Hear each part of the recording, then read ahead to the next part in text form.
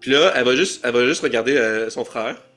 Puis là, elle va dire, si tu le permets, je vais au moins utiliser celui-ci.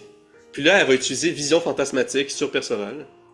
Puis là, pendant un instant, Perceval est plongé dans sa maison d'enfance avec sa mère, Adélaïde, Morgane, puis même son père, qu'il n'avait jamais connu. Puis ils forment une famille unie. Ils sont dans la strate, ils sont pas fortunés, mais ils sont pas non plus dans les roturiers. Ils sont entre les deux, assez confortables financièrement.